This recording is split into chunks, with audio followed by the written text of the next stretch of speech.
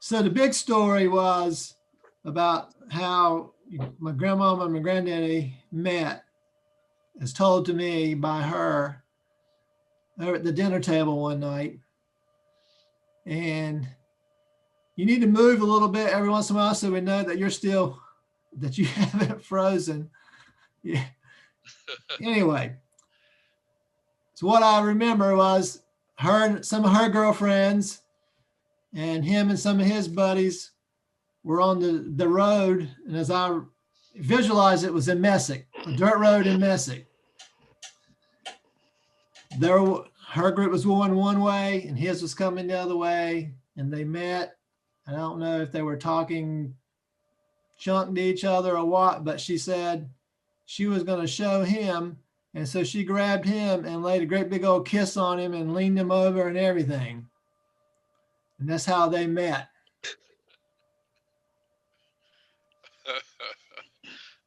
Somehow I can believe that. All she had to do was be in the right mood. But I thought about a couple other things with him after I moved in down there. He was sitting there one night in the living room, the three of us, and he was telling me, he said, I want you to feel, comfortable. I want you to feel like you can invite any of your friends over anytime you want, and they can stay the night as long as they don't sit down to pee. And as long as they don't sit what down. What does she mean by that? Oh. Yeah. Oh, God. And she just looked at him and you must have. What? Well, she looked at him when he said that and just had that, that big grin and said, "You devil." Oh, Lord. Well, your mom always thought that my mom did not treat her the same as the rest of the kids. Did she ever talk to you about that?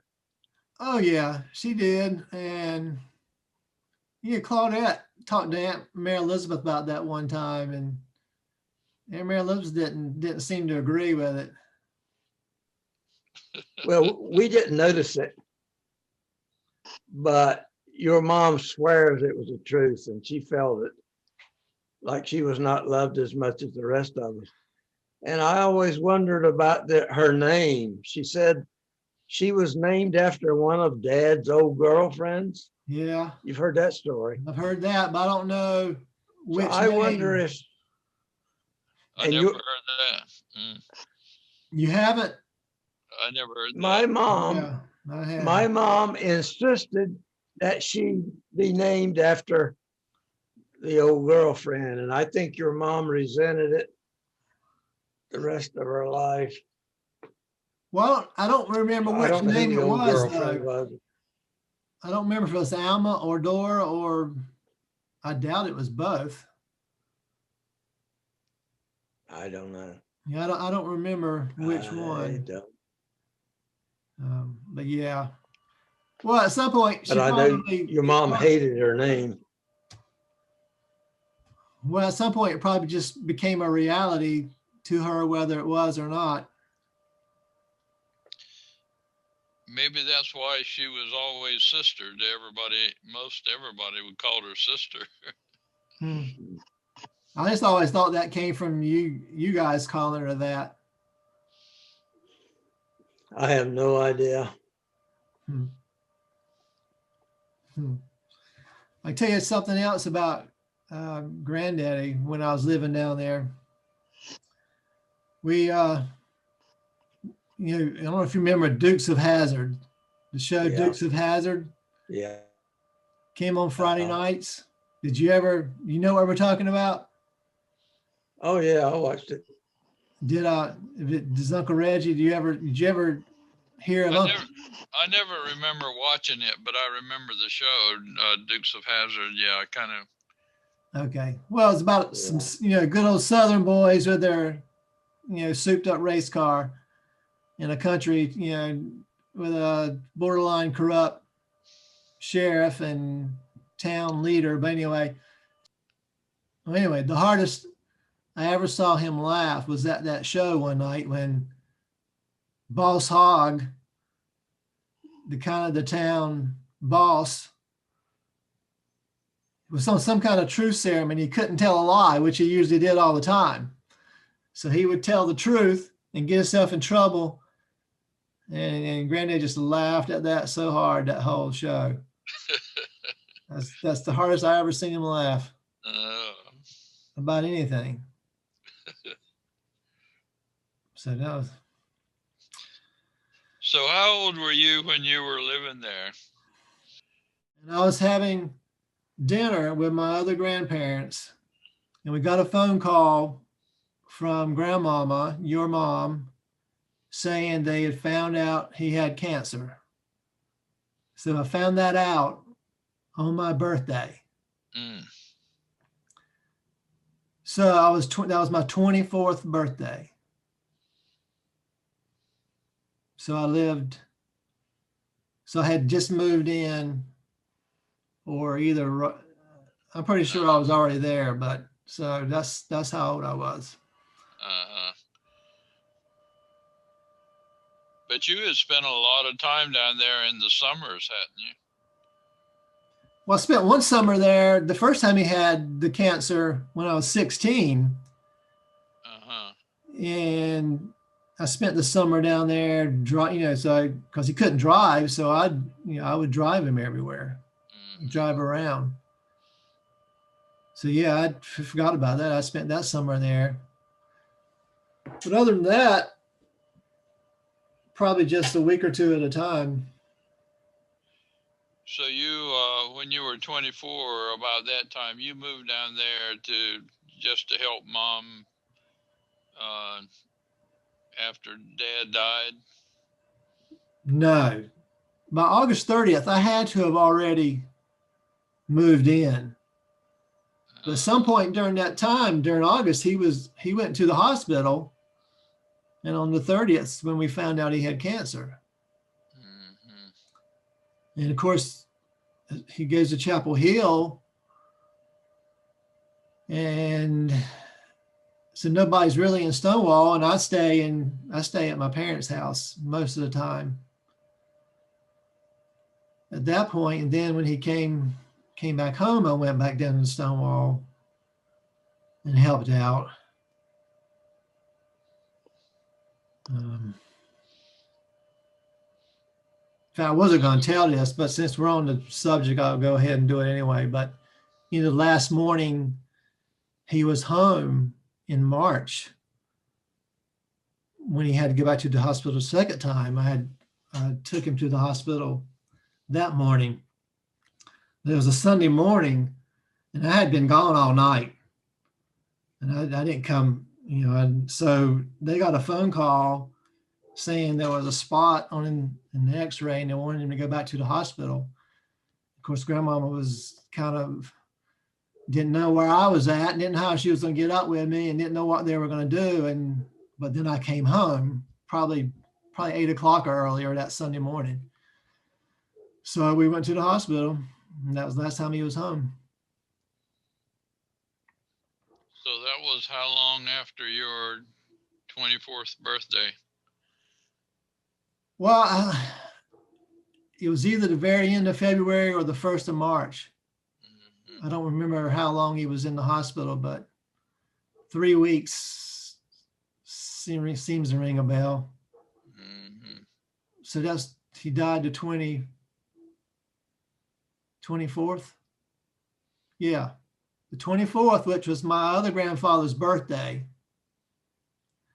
And on the way out of the hospital that night to go back to Stonewall, because snowstorm was coming, and it was snowing as I was driving back to Stonewall, a couple I knew came in the front door of the hospital that night so she could deliver their girl.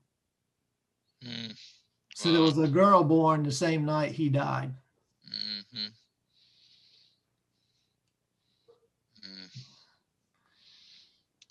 So that he never left the hospital at that time when he went, right? No. I was thinking he was in New Bern. He was in New Bern. He was in New Bern in March. But that's not where he died. Didn't he die in New Bern? Yeah, he did die in New Bern in March, but right. he was in Chapel Hill in the fall. Right. Yeah. Okay. That's when he had the tracheotomy surgery, and that was sometime more or less in October. Only because I remember it was fall weather. I don't remember dates or the actual month, but I remember while he was in Chapel Hill, I went to my first college football game at ECU. Didn't plan it. It just ended up going on Saturday, and then Sunday, my dad and me and Claudette and Neil drove to Chapel Hill to see him the next day. And it was on the chilly side, and all I had was a short sleeve shirt on.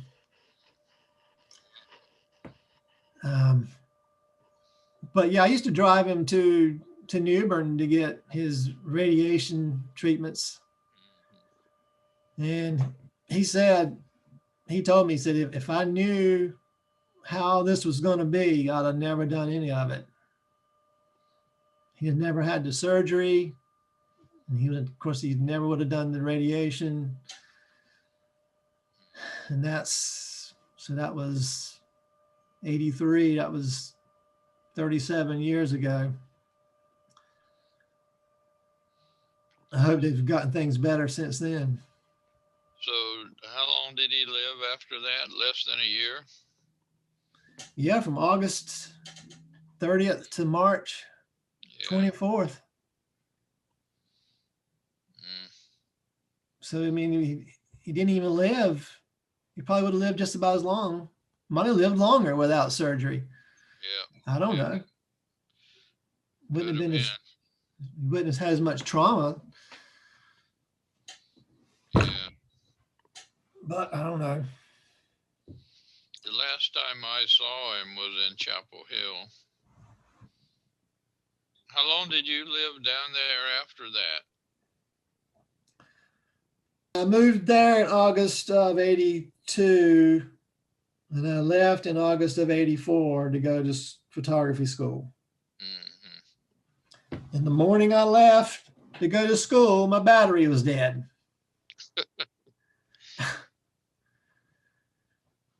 So. What were you driving then? Had a red Mercury LN7, little 2-seater car.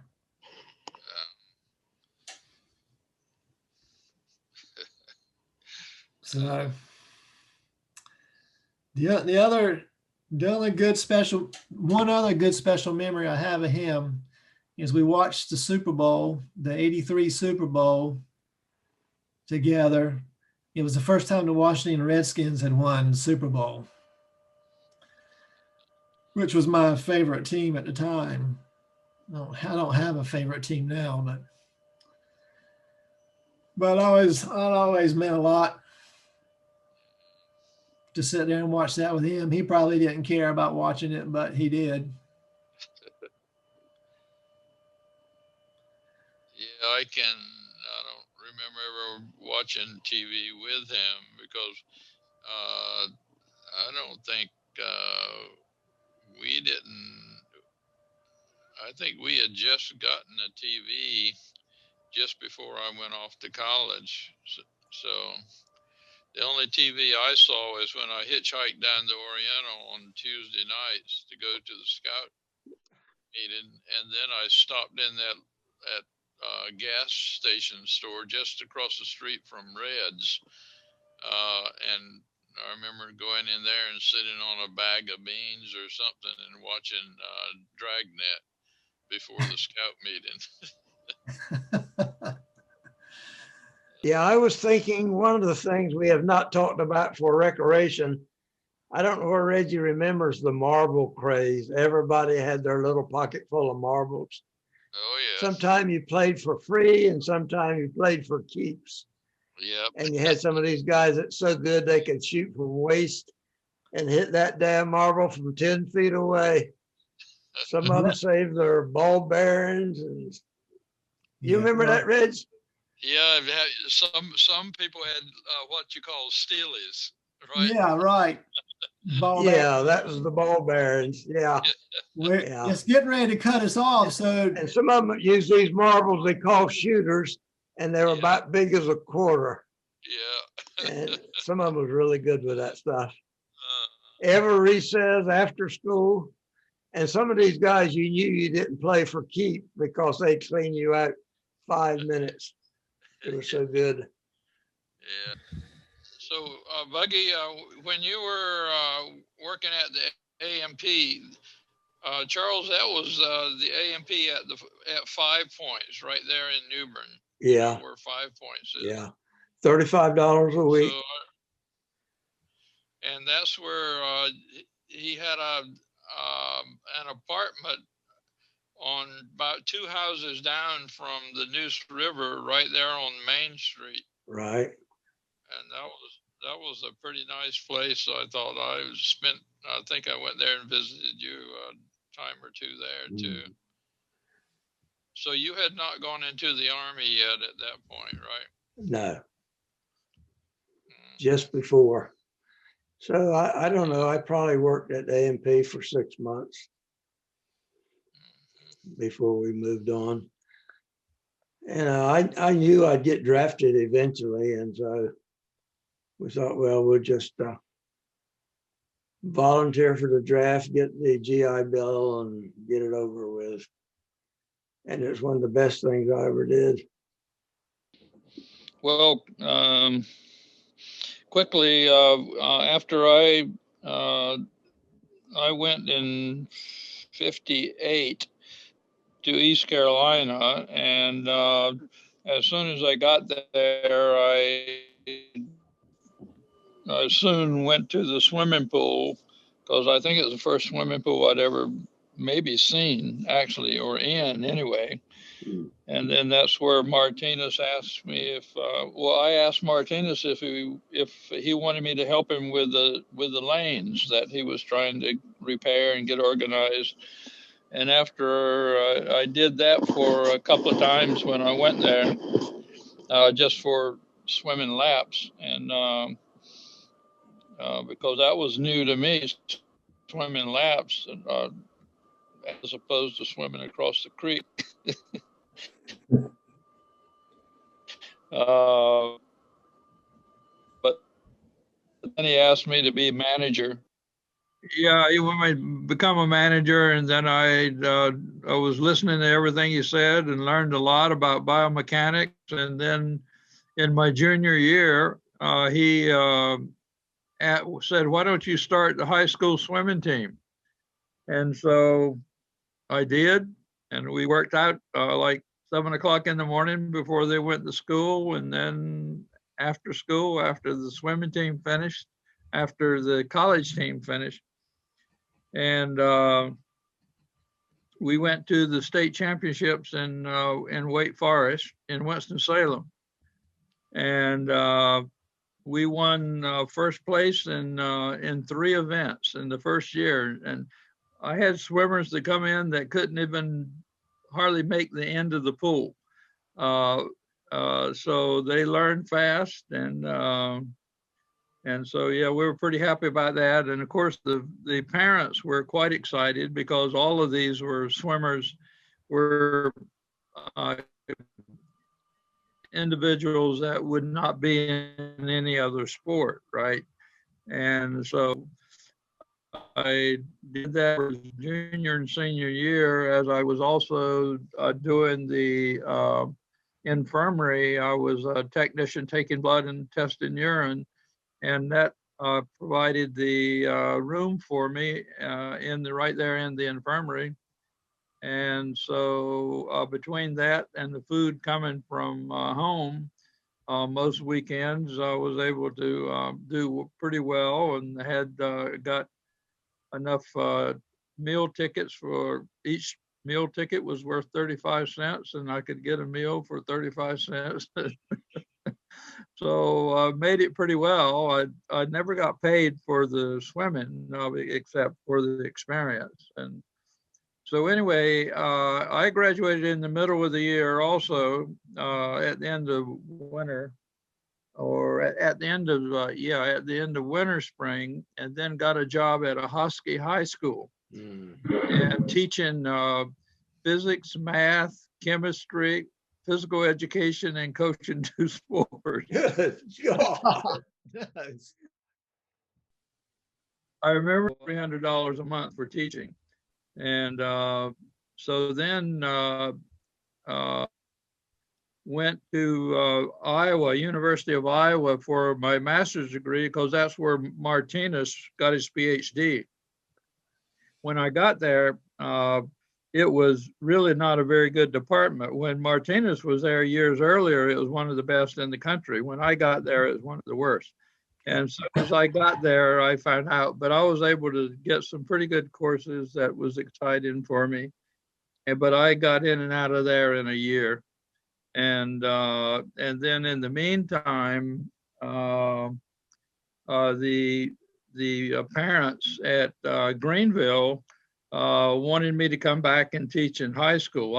I applied for a lot of junior colleges for a position there, because after getting a master's degree, I thought, hell, everybody would want me.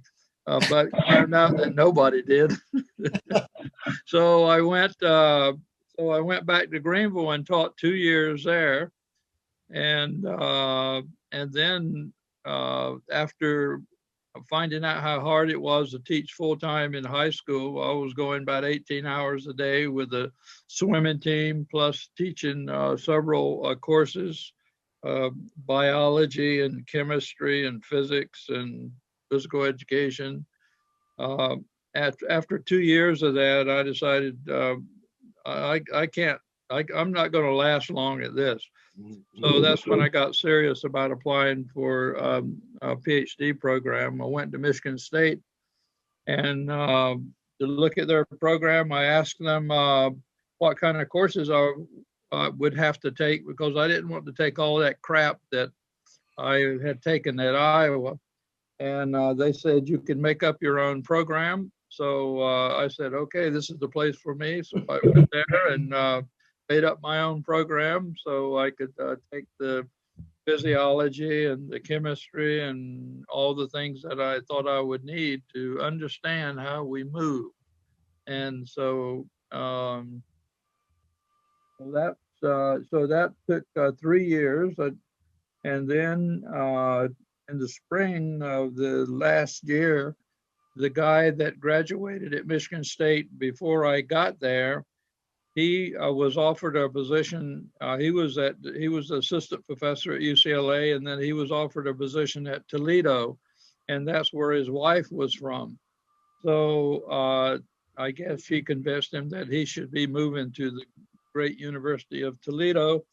And then he suggested that I apply for the job. And so I visited out there in the spring when there was nothing but snow and slush at Michigan State, and got to Los Angeles and saw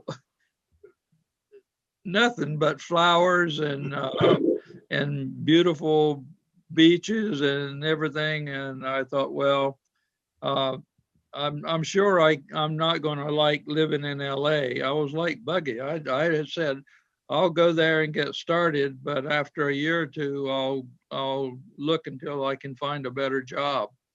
And so I still haven't found a better job. So so it's hard to believe I stayed here the whole time. But anyway, that's the way it worked. Turned out I really enjoyed being here in the beginning. And so Lois is still living in the same apartment we moved in when we moved into LA. And it's still within short bike range of UCLA. So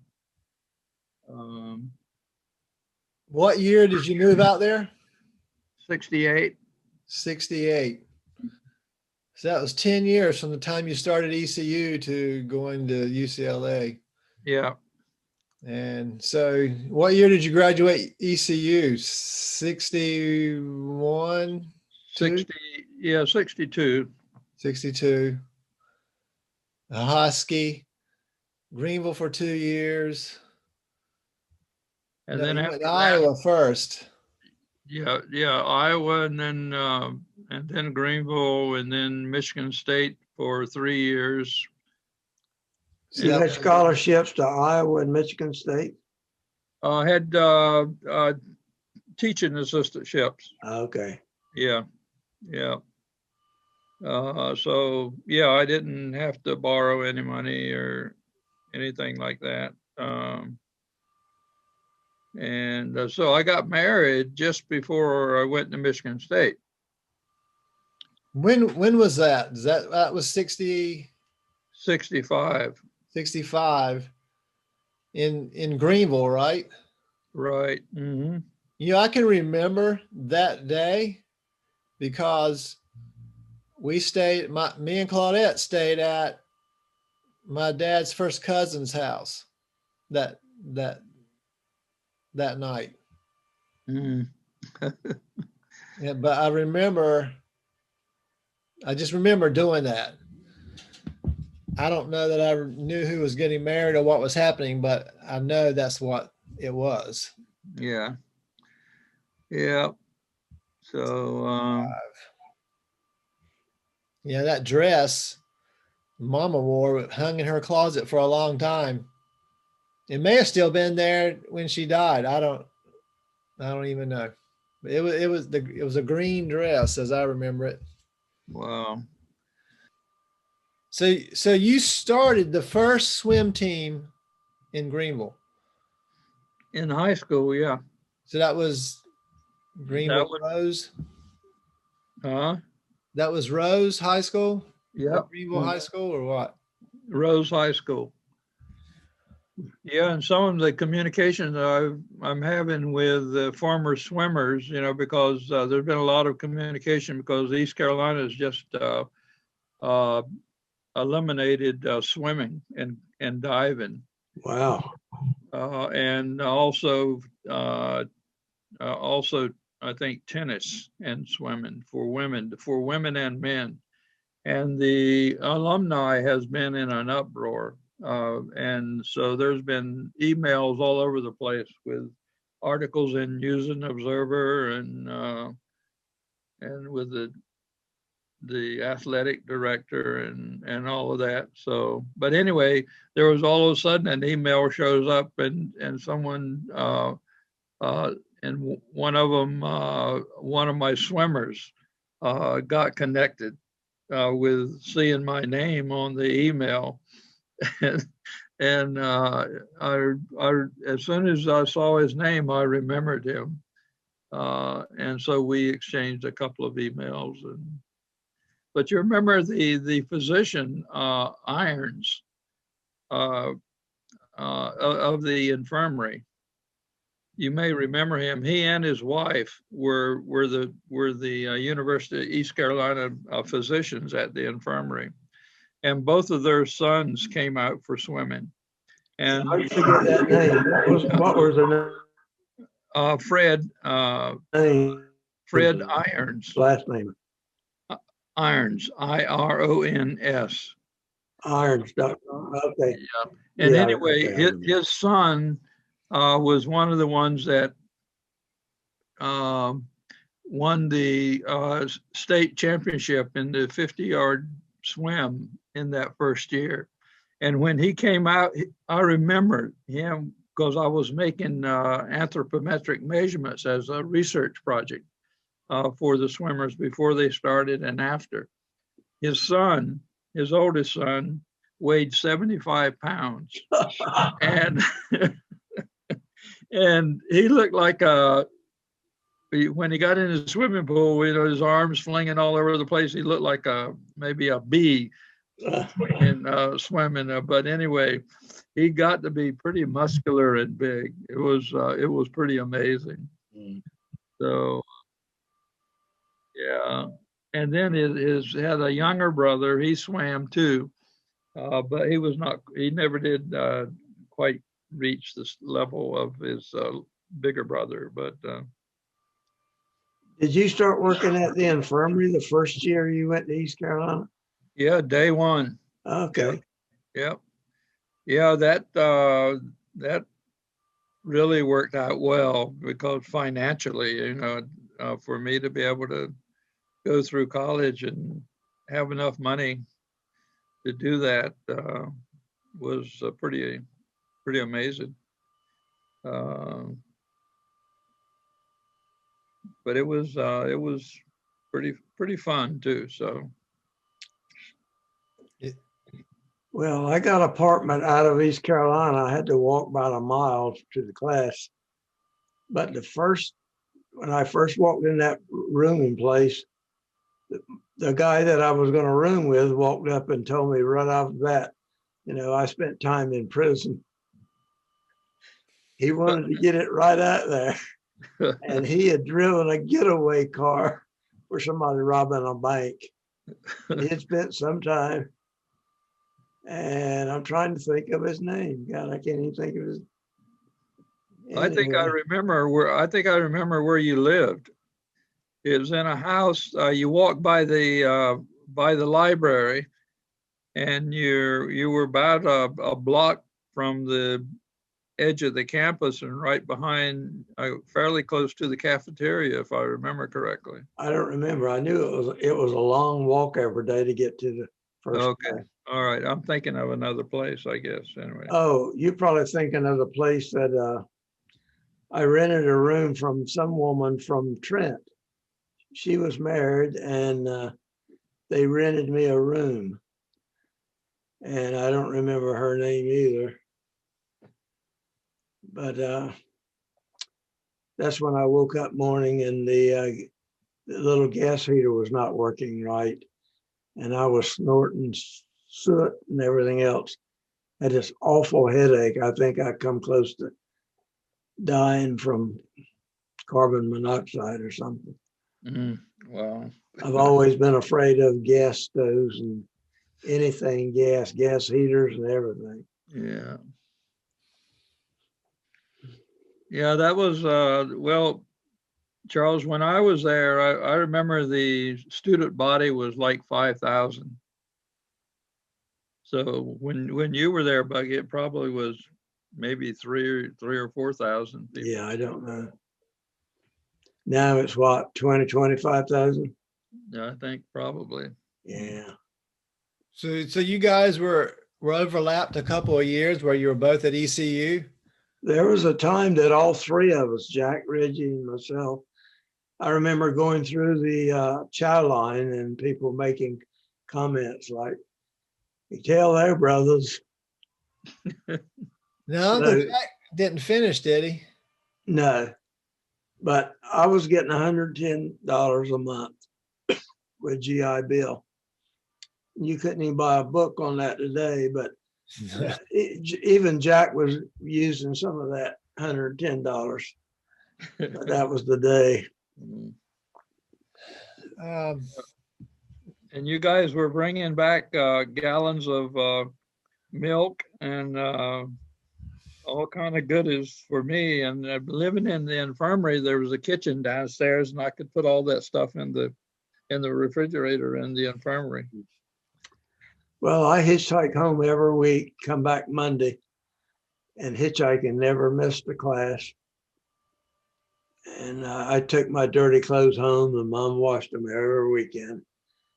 I bet there was not a half a dozen weekends that I didn't go home when I had a special test and stuff work to do. So did you work weekends? Is that why you didn't go home much, or did you go home at all?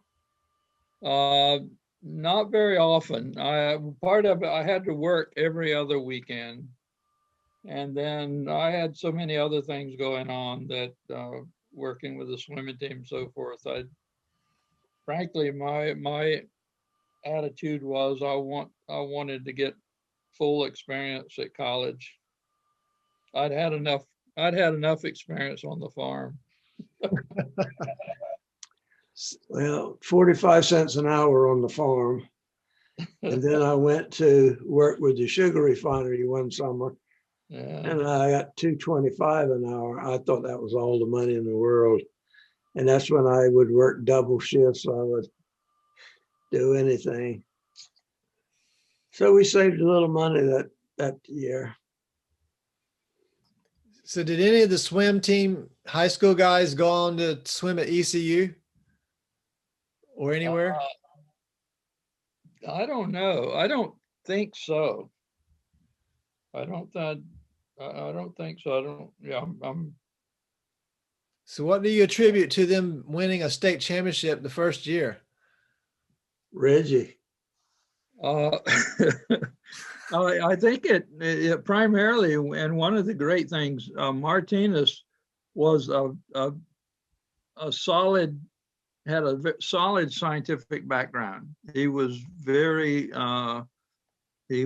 good in biomechanics, and in swimming and diving, that's what it is biomechanics. And he had some of the newest ideas, and in both training and in biomechanics, and I was learning everything he talked about. And so actually during that, I think my junior or senior year, I also was assistant manager, or was a manager of the or maybe even assistant coach, I don't know, of the swim team. But and we'd had some great trips to Florida.